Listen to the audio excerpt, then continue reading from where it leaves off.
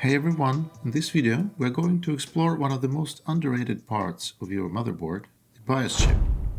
It's a tiny 8-pin IC, but it holds the brain of your computer, the firmware that makes everything come alive. Today I'll show you the types of BIOS chips and how they work, the packages and pinouts, where to find them on your motherboard, how the flashback button works, how to reflash them manually, and why some replacement chips don't work even when they are the same size and pinout. Let's jump right in.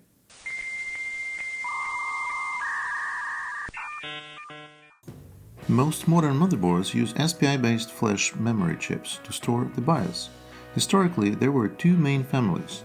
24 series, they use I2C protocol, used in older systems, EEPROM type, slower interface, and 25 series use SPI protocol, the current standard on all desktop and laptop boards.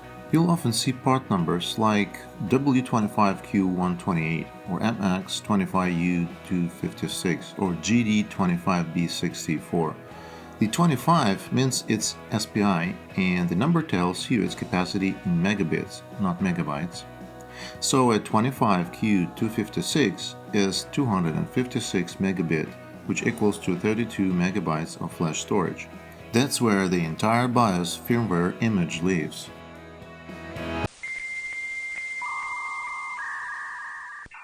BIOS chips come in several physical packages. Let's look at the most common. QFN8. This is the most common package on modern motherboard from ASUS, MSI, Gigabyte, and ASRock. It's a completely flat package with no visible pins on the small metal pads underneath. It's compact, cost-efficient, and harder to solder by hand. You often need hot air because they usually contain large ground pads on the bottom, which uses for heat dissipation. SOIC8, Small Outline IC. Legacy but still common. The older but still widely used type, slightly larger, rectangular with visible gull-wing leads. You'll often see this on older ATX boards or repair-friendly models. Perfect for use with SOIC8 clip programmers since you can grab the legs directly. There are also Deep 8 and TSOP32 chips, larger packages with many pins, but those haven't been used on motherboards for roughly the last 10 years, so to save your time, we'll skip them in this video. If you are planning to reflash or replace a chip, SOIC8 is the easiest to work with. It's compatible with most clip programmers. However, for the last couple years, 90% of BIOS chips are QFN8 packaged.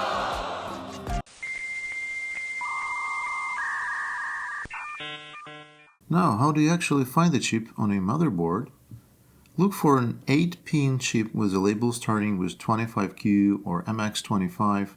It's often located near the bottom right corner, close to the Super I/O chip or near the CMOS battery. Some boards even print BIOS or UEFI next to it.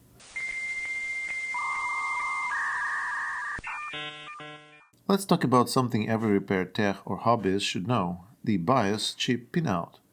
All 25 series SPI flash chips share the same basic 8-pin layout. Let's break it down. Pin number 1 is a chip select, enables the chip when pulled low. Pin number 2 is data output line. Pin number 3 it's a write protect, when pulled low prevents writing. Pin number 4 ground. Pin number 5 is data input line. Pin number 6 is a clock signal for synchronization. And pin number 7 is a hold, pauses communications when low, often tight high. And pin 8, the most important, is VCC power, usually 3.3 volts or 1.8 volts. Pin 8 is always checked for voltage presence and possible short during inspection. This is the exact pinout used by most programmers like CH341 or RT809.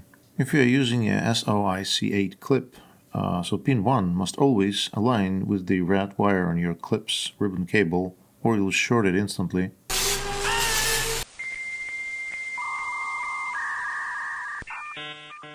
Not all BIOS chips run at 3.3 volts. Some newer, ultra-low power boards, especially laptops, use 1.8 volts SPI flash. You'll usually see U in the model name, like MX25U25673G. That means it's a 1.8 volt version. If you try flashing that chip directly with a 3.3 volt programmer, it's game over. The chip can burn instantly. So always double check the datasheet or look for a 1.8 volt adapter board when using external programmers, or use programmer with a voltage selector as I do. It's easier.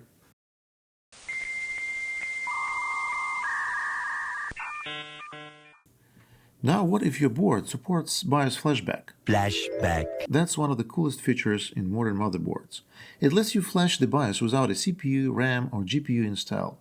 You copy the correct BIOS file, renamed as per the manual, to a FAT32 formatted USB drive, plug it into the dedicated flashback port, press the button, and the board programs the chip using its own microcontroller.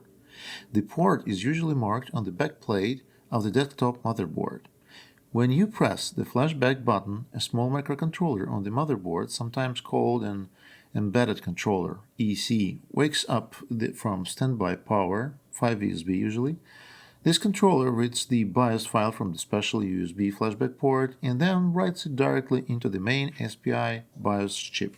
You'll see a blinking LED while it's working, and when it's done, it turns solid or off.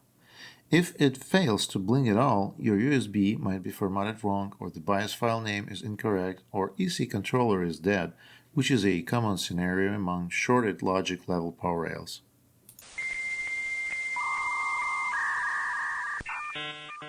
Some motherboards expose the SPI lines on the TPM header or a dedicated SPI header, usually 2 for 7 pins. This can be used to reflash the BIOS directly with an external programmer without soldering.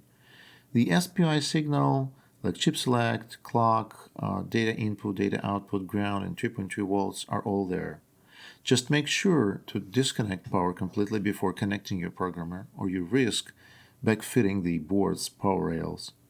However, based on my own experience, flashing via TPM isn't always convenient. It often takes more time to trace the correct pinout and attach tiny jumper wires securely to the TPM header than it would to simply desolder the chip and move it to the programmer socket using a hot IR station. Every BIOS chip identifies itself via a JEDEC ID, which is basically its fingerprint.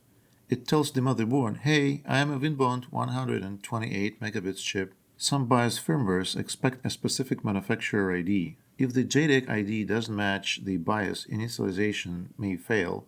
The board won't boot or will throw a no BIOS error. That's why swapping a Winbond for a Giga device or Macronix isn't always plug and play. So rule of thumb, always match the capacity and voltage, and ideally the same manufacturer. I actually ran into this exact issue in one of my previous repairs when I soldered a Macronix chip in place of Winbond BIOS chip. The board powered on but never reached post, even though the firmware was identical. I'll show that video link on the screen if you'd like to see the full repair.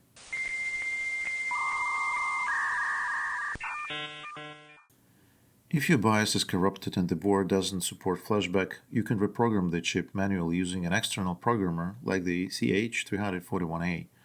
Connect the clip, read the chip, and always save a full backup before you erase or write anything new. And here is a really important detail, especially for Asus motherboards. They often store the motherboard serial number, MAC address, and UUID directly inside the firmware image itself, usually within DMI or NVRAM regions.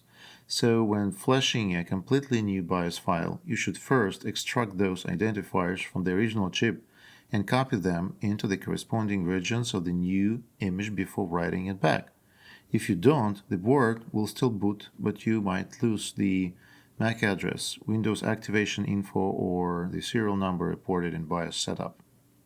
There are several free utilities on GitHub that can automate this process for you. For example, tools that read your original dump, extract DMA data, and merge it automatically into a clean BIOS file. They are much faster and safer than editing binary regions by hand. And that's it. Everything you need to know about motherboard BIOS chips, from pinouts to flashing and compatibility. If you found this useful, hit like, drop a comment if you ever revived a dead board with the BIOS chip replacement, and subscribe to our channel for more deep dive repair content. Thanks for watching, and see you in the next repair adventure. See ya!